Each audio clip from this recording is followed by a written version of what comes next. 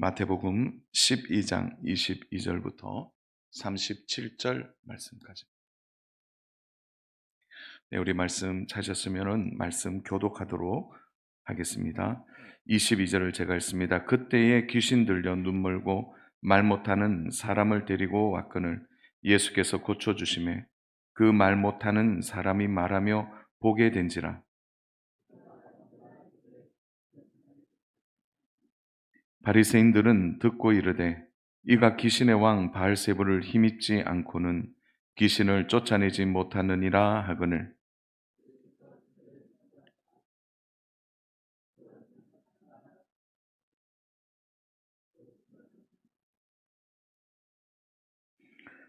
만일 사탄이 사탄을 쫓아내면 스스로 분쟁하는 것이니 그리하고야 어떻게 그의 나라가 서겠느냐.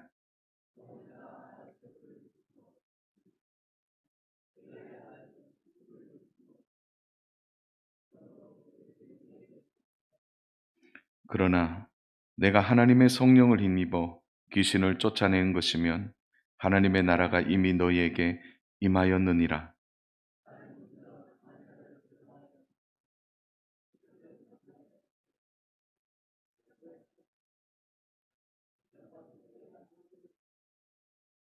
나와 함께 아니하는 자는 나를 반대하는 자요 나와 함께 모으지 아니하는 자는 해치는 자니라.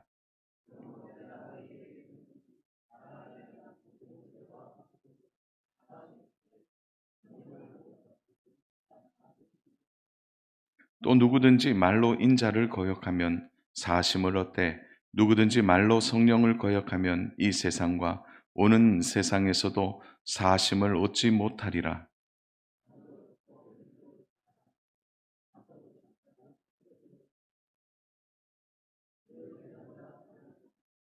독사의 자식들아, 너희는 악하니 어떻게 선한 말을 할 수 있느냐? 이는 마음에 가득한 것을 입으로 말함이라.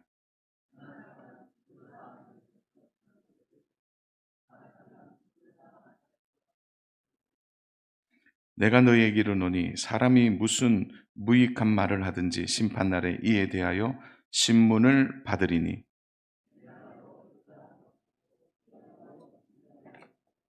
아멘. 오늘 우리가 함께 살펴본 본문은 예수님께서 인간의 능력으로 고칠 수 없는 불치병을 치유하는 사건에서 시작됩니다.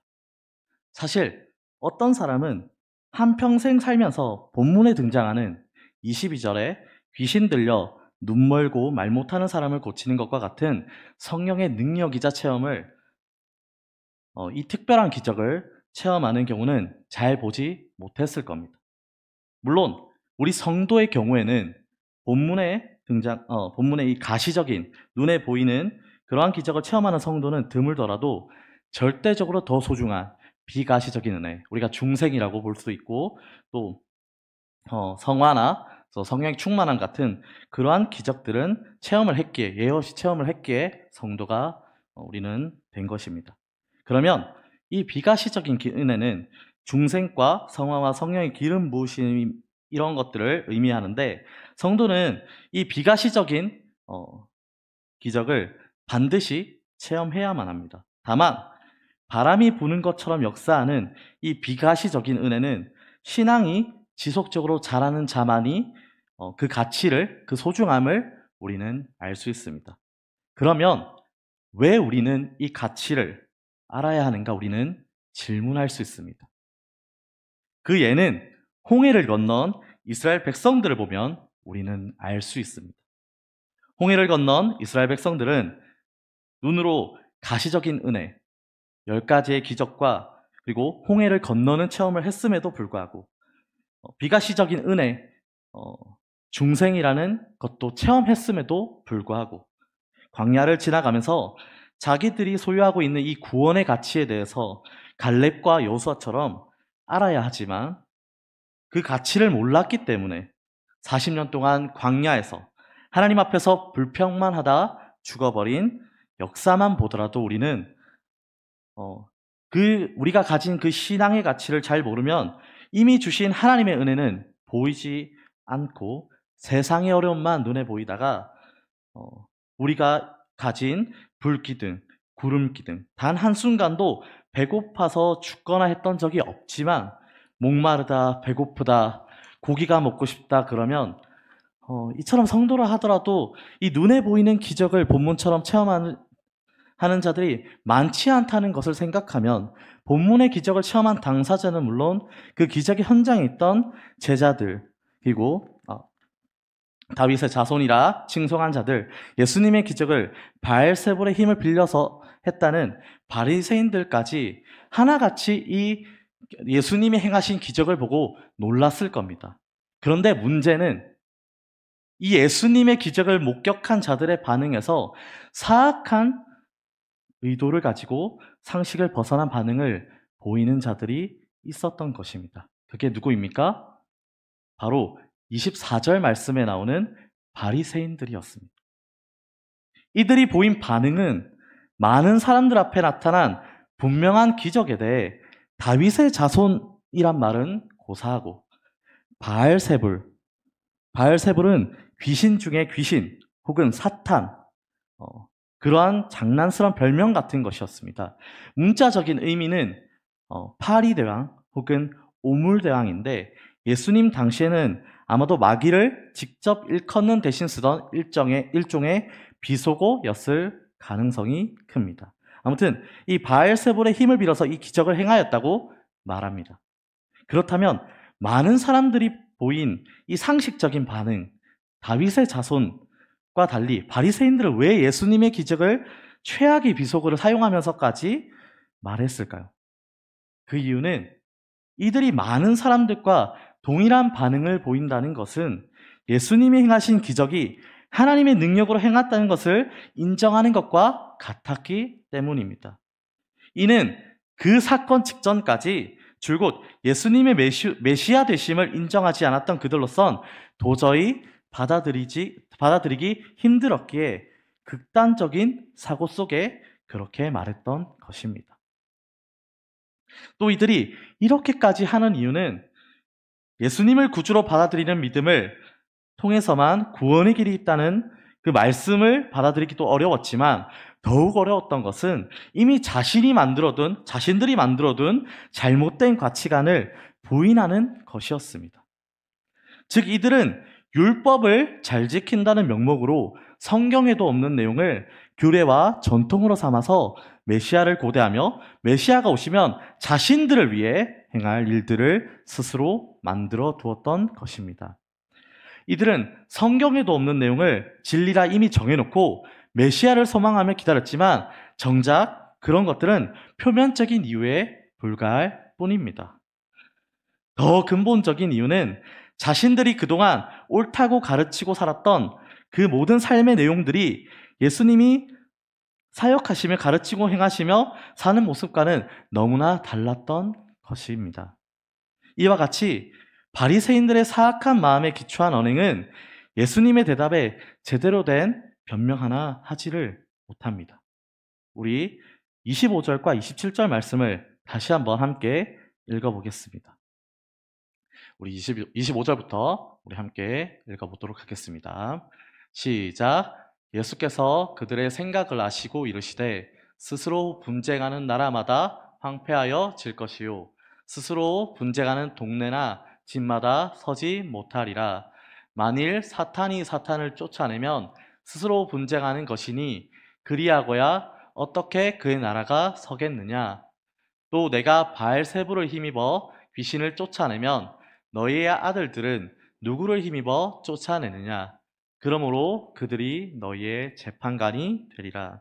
아멘. 25절 27절 말씀에 비유로 말씀하신 예수님의 대답은 분명했습니다. 어느 나라든 어느 도시든 어느 가정이든 서로 싸우면 망한다는 것입니다. 즉 그들의 논리대로 사탄이 사탄을 쫓아내도록 하겠느냐는 것입니다.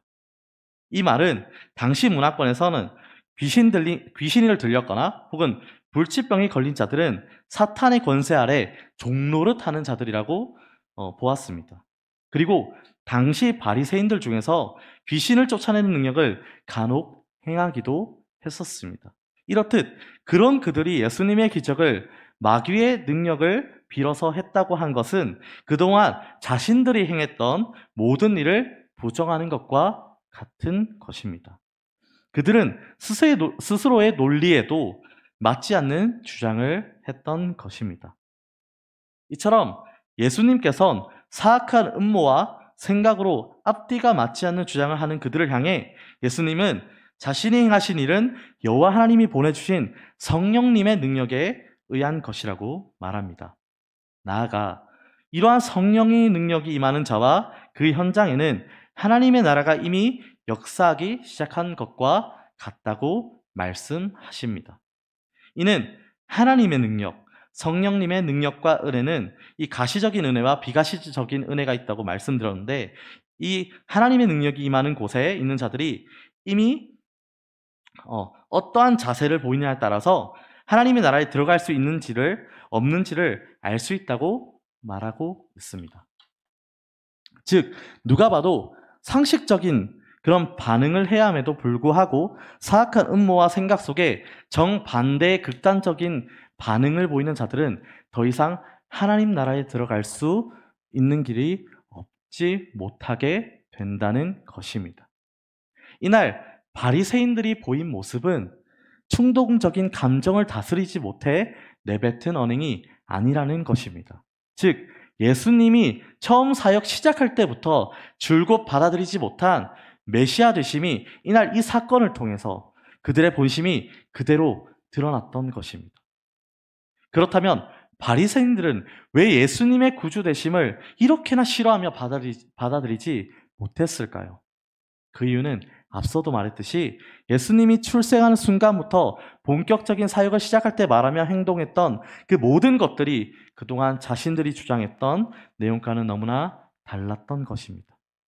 로마의 속박 아래 있었던 자신을 해방시켜 주면 물론이고 다윗처럼 주변 나라가 감히 넘볼 수 없는 지상 왕국의 기초를 세울 수 있는 지도자만이 메시아가 될 수 있다는 확신을 가지고 어느 순간부터 구약 성경에도 없는 종교자들은 이런 것들을 가르쳐 왔던 것입니다. 이들은 예수님의 초창기 사역부터 주목해 봤을 때 도저히 그들의 메시아로 받아들일 수가 없었던 것입니다. 그랬던 그들이 봄과 같은 사건이 또다시 일어나고 많은 이들의 마음이 예수님을 메시아로 받아들이는 분위기가 되어가자 이런 극단적인 말을 했던 것입니다.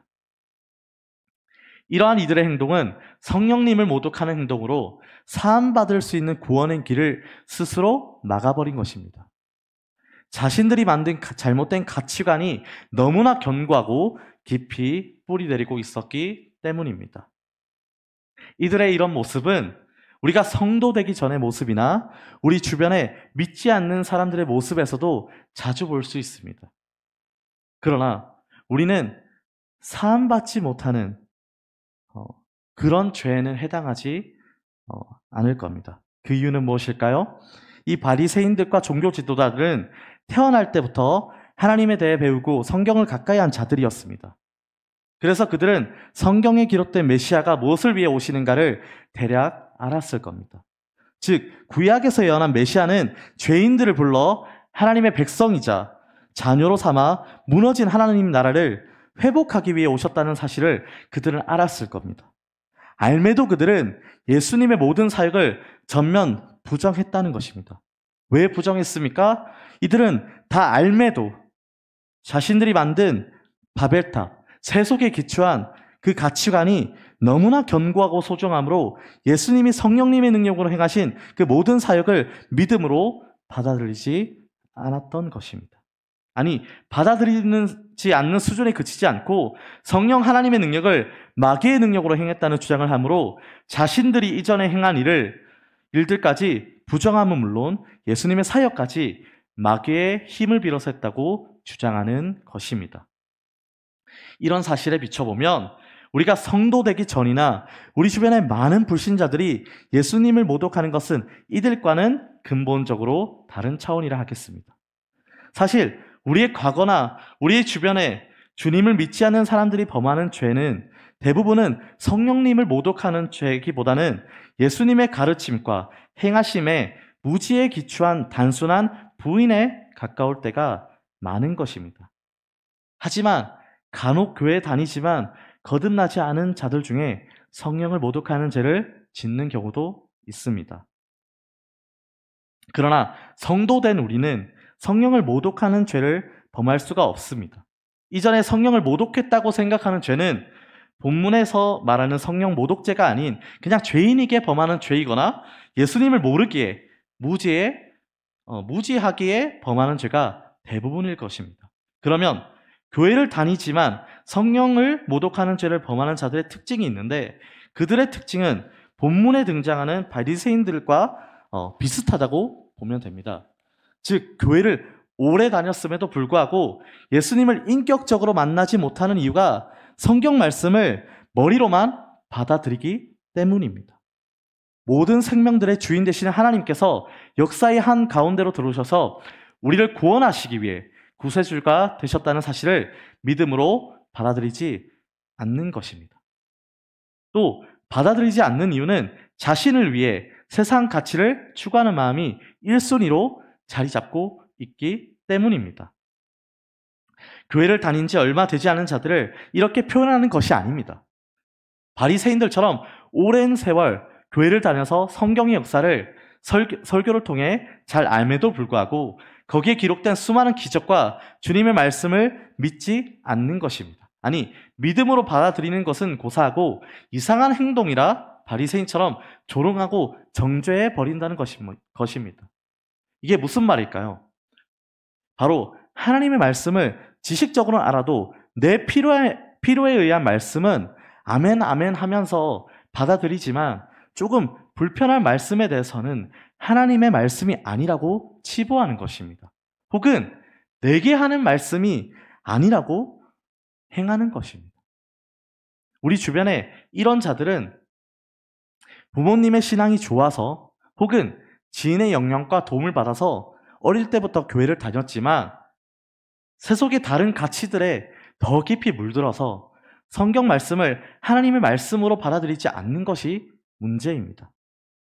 여전히 우리의 우선순위가 예수님을 믿는 믿음이 먼저가 아니라 내가 혹은 내 자녀가 좋은 대학에 가고 좋은 직장에 가고 좋은 배우자 만나서 좋은 집에 사는 것에 머물러 있다면 거듭났다면 성령을 모독하는 죄는 아닐지라도 무지하여 성경 말씀대로 살고 있지 않는 행동입니다. 그러면 우리 마태복음 23장 13절 말씀과 15절 말씀, 요한복음 5장 36절에서 47절을 다 봤으면 좋겠지만 시간 관계상 다 볼 수는 없을 것 같고 마태복음 23장 13절과 15절 그리고 요한복음 5장 40절에서 44절까지만 함께 보도록 하겠습니다. 먼저 마태복음 말씀부터 제가 한 절, 여러분들 한 절 교독하도록 하겠습니다. 화 있을진저 외식하는 서기관들과 바리새인들이여 너희는 천국 문을 사람들 앞에서 닫고 너희도 들어가지 않고 들어가려 하는 자도 들어가지 못하게 하는도다.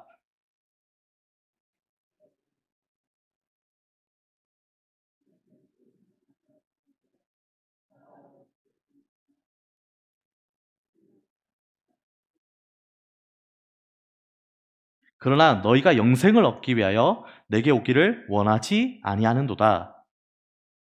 11절 말씀.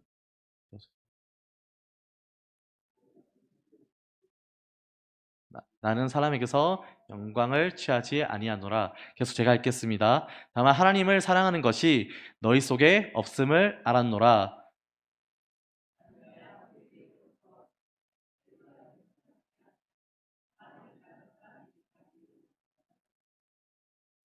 너희가 서로 영광을 취하고 유일하신 하나님께로부터 오는 영광은 구하지 아니하니 어찌 나를 믿을 수 있느냐.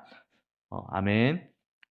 방금 살펴본 말씀들에서도 알 수 있듯이 이들의 모든 열정과 헌신의 중심엔 하나님이 아닌 자신을 1순위로 두고 있는 것입니다. 그렇게 이들은 하나님이 어떻게 보실 것인가에 대한 염려보다는 사람에게 보이기 위한 위선적인 신앙생활을 할 수밖에 없는 것입니다. 결국 이러한 자들이 살아생전에 받는 형벌은 더 이상 하나님의 은혜를 마음으로 받아들이며 믿는 일이 안 생긴다는 것입니다. 기회 자체가 줄어든 것도 있겠지만 기회가 주어져도 이런 자들에게는 공허한 메아리와 같은 것입니다. 그러므로 내가 혹은 나의 사랑하는 가족이나 지인이 하나님을 믿을 수 있는 기회가 매번 주어지는 것이 아니기 때문에 언제 그 기회를 거두어 가실지 모르기 때문에 나아가 더욱 마음이 완악해져서 하나님께 옥토와 같은 심령이 되어 속히 하나님께 돌아갈 수 있는 그 기회가 언제 주어질지 모르기 때문에 우리는 소망해야 됩니다. 우리의 가족들이, 우리의 지인들이 속히 하나님께 돌아올 수 있기를 우리는 소망해야 됩니다. 사랑하는 여러분, 성도가 된 우리는 본문 말씀에 등장한 바리새인들처럼 성령을 모독하는 죄는 범하지 않는다고 말했습니다. 그러면 성도는 바리새인들처럼 살면 아무런 벌이 없을까요? 성도가 하나님에 대한 지식이 없이 무지함으로 거듭나기 전에 했던 행동들 아니면 뿌리 박혀 지속적으로 반복된 죄를 범하였을 때 성도가 받는 벌이 없을까요? 아닙니다. 성도가 받는 가장 큰 형벌이 있습니다. 구원은 얻었지만 하나님을 위해서 일할 수 있는 하늘의 상급을 쌓을 수 있는 기회 없이 믿음이 장성한 분량에 이르기까지 자랄 수 있는 기회가 없다는 것이 가장 큰 형벌입니다. 우리가 구원은 받지만 불 가운데서 겨우 구원받는 자로 살아가면 안 되지 않겠습니까? 이 땅에서 하나님의 자녀로 살아가면서 하나님 나라를 위해서 살다가 하나님 나라로 갈 수 있는 자녀가 되어야 하지 않겠습니까? 사랑하는 여러분, 그러면 우리가 무지에서 벗어나기 위해 노력해야 됩니다. 그게 무엇입니까? 진리의 말씀이 선포되는 예배와 말씀을 읽고 기도하는 시간을 소중하게 여겨야 합니다. 또 설교를 듣거나 말씀을 읽을 때 심령이 가난하고 의에 줄이고 목마른 자가 되어 하나님의 말씀을 한 점 의욕도 없이 액면 그대로 절대 진리로 받아들여야 합니다. 사랑하는 여러분, 오늘 우리가 살펴본 말씀에서 우리는 바리새인들의 모습에서 반면교사로 삼아서 먼저 하나님의 말씀을 들을 때 액면 그대로 받아들일 수 있어야 합니다. 우리의 생각이나 가치관을 가지고 말씀을 바라보는 것이 아니라 말씀을 있는 그대로 받아들여야 합니다. 두 번째는 하나님의 말씀을 믿음으로 받아들여야 합니다. 하나님의 말씀을 지식으로만 받아들이지 아니하고 정말 마음 중심에서부터 믿음으로 받아들여 내가 듣기 좋은 말씀에만 아멘하는 것이 아니라 내가 찔리고 마음이 불편한 말씀에도 아멘으로 화답할 수 있는 여러분들이 되기를 소망합니다. 세 번째는 우리의 신앙이 자라야 합니다. 말씀을 읽고 듣고 묵상함으로 우리가 무지에서 벗어나 하나님을 깊이 알아감으로 비가시적인 은혜를 사모함으로 거듭남은 물론이고 우리는 성화의 과정을 걸어가야 합니다. 성령의 충만함을 사모해야만 합니다. 그럴 때 우리 안에 뿌리 깊이 자리 잡혀 있는 죄된 본성을 이겨나갈 수 있습니다. 그렇게 되었을 때 우리가 이 땅에서 하나님 나라를 위해서 살 수 있는 기회를 받아 하늘의 상급을 쌓아둘 수 있는 자들로 살아갈 수 있습니다. 사랑하는 농공교회 성도 여러분, 먼저 우리가 하나님을 올바르고 정확하게 알고 받아들여 우리의 신앙이 날마다 더욱 성숙되어지는 여러분들이 되어야만 합니다. 이 자리에 아직 하나님을 믿지 못하는 분들이 있다면 속히 옥토와 같은 마음 상태로 우리의 마음이 변화되어 말씀을 있는 그대로 받아들이는 구원을 소유하는 자들이 되어야만 합니다. 우리가 먼저 알므로 구원을 소유했을 때, 믿음이 자랐을 때 내게 맡겨진 양들, 그게 누굽니까? 내가 사랑하는 가족이나 혹은 지인이나 그러한 자들이 하나님을 속히 알 수 있어야만 합니다. 그래서 우리가 전할 수 있어야 합니다. 하나님을 믿을 수 있는 기회가 매번 주어지는 것이 아니기 때문에 언제 그 기회를 거두어 가실지 모르기 때문에 나아가서 더욱 마음이 완악해지기 전에 하나님께 옥토와 같은 심령이 되어 속히 하나님께 돌아갈 수 있기를 우리는 소망해야만 합니다. 내가 사랑하는 지인이 예수님을 믿게 하려면 교회를 데리고 오는 것만큼 그들을 마음에 품은 채 그들 속에 이미 뿌리내린 세상의 가치관과 마음 상태가 옥토처럼 될 수 있도록 수시로 우리는 기도해야만 합니다. 그래서 얼른 주님의 나라로, 주님의 품으로 그들이 돌아올 수 있도록 우리는 해야만 합니다. 예수님께서 성령의 능력으로 역사하셨던 그 일들이 오늘날 우리가 드리는 예배와 생활하는 삶에서도 언제든지 일어날 수 있다는 믿음을 가지고, 가시적인 은혜도 우리가 때때로 필요하지만 비가시적인 은혜, 거듭남은 물론이며 우리의 신앙이 성숙하고 성령의 충만한 삶을 살아가며 성령님의 역사가 일어나는 곳에, 축복의 통로로 사용되는 것에 기쁨을 누리는 우리들이 다 되기를 소망합니다. 마지막으로 우리가 오늘 본문에서 봤듯이 바리새인들처럼 거듭나지 못해서 성령을 모독하는 그러한 죄는 안 지을 수 있겠지만, 우리가 정말 구원받은 자라면 하나님을 제대로 알아서 하나님을 깊이 만나서 우리가 믿는 그 하나님을 우리가 사랑하는 가족과 혹은 내 바로 옆에 있는 우리의 지체들이 아직 하나님을 믿지 못하고 있다면 그들에게 하나님을 보여줄 수 있는 그러한 성도된 삶을 우리는 추구하고 살아갈 수 있는 그러한 농공교회 성도 여러분들이 다 되시기를 진심으로 축복합니다.